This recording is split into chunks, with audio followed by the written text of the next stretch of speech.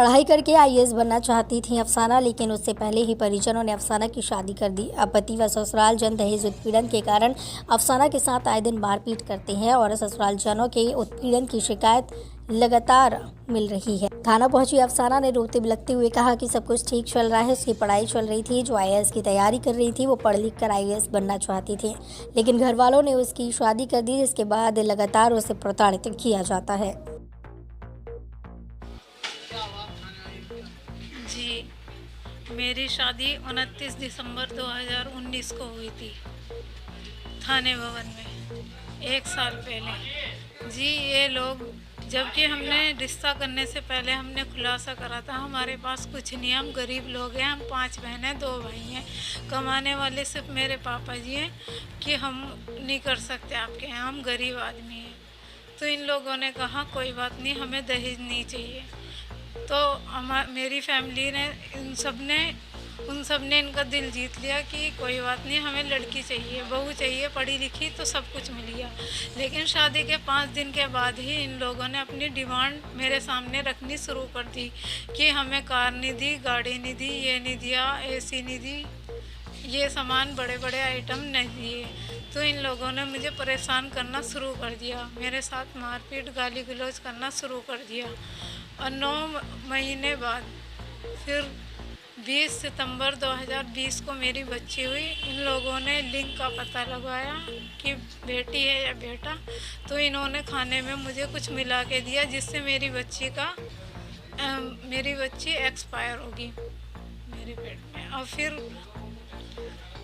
और अभी भी, उससे पहले मैंने मतलब शादी के 6-7 महीने पहले भी मैंने करी थी एप्लीकेशन दी थी इन लोगों के लिए कि ये लोग मुझे परेशान कर रहे हैं। लेकिन उस टाइम इन्होंने इस केस को दबा दिया था कि हम आइंदा से ऐसा नहीं करेंगे, हम परेशान नहीं करेंगे, कोई बात नहीं, हमें माफ़ कर दो। इन लोगों ने सबसे माफ़ी मांग ली थी। लेकिन कुछ दिन ये शांत रहे, फिर उसके बाद में वही लड़ाई झगड़े मेरे साथ में मारपीट शुरू हो गई। जी, मैं ये चाहती हूँ कि अभी तो मैं उस घर की पहली बहू हूँ और उस घर में अभी 4 लड़के और हैं उनके। तो मैं चाहती हूँ उस घर में आने वाली 4 बेटियों की और ज़िंदगी बर्बाद होने से बच जाए। और ऐसे जो लालची लोग हैं जिनके लिए इंसानियत शराफत कुछ नहीं है, अच्छे इंसान की कोई अहमियत नहीं है, तो ऐसे लोगों को सज़ा मिलनी चाहिए।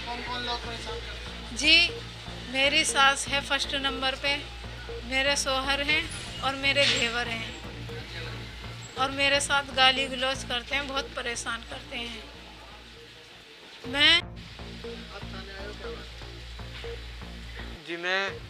थाना भवन में आया हूँ अपनी सिस्टर को लेने के लिए। तो गाज़ियाबाद से, हम लोग गाज़ियाबाद में रहते हैं। तो मेरी सिस्टर का कॉल आया था कल रात में कि उसको बहुत ज़्यादा परेशान किया जा रहा है दहेज के ऊपर, और बहुत ज़्यादा से डिमांड इनकी बढ़ती जा रही है कंटिन्यू। तो हम लोग आज सिर्फ उनको लेने के लिए आए थे क्योंकि उनकी बहुत ज़्यादा परेशानी हो रही थी, मेरी सिस्टर को बहुत ज़्यादा परेशान कर रहे थे। तो आज हम जैसे लेने के लिए आए तो उन्होंने हम पर हमला कर दिया और हमको, मेरे पिताजी को, मेरी बहन को और मेरी मम्मी को, सबको मारा उन्होंने और मारपीट की हम लोगों के साथ। और इसी कारणवश हमको यहाँ पर आना पड़ा थाने में। कुछ अच्छा करना चाहती है तो उसे रोकिए टोकिए ना। जी, मेरे शौहर का नाम मोहम्मद खालिद है। और जी, मैं तो यही कहूँगी, कोई बात नहीं, अपनी लड़की को आप शादी मत करिए, शादी के बाद तो ज़िंदगी बर्बाद है।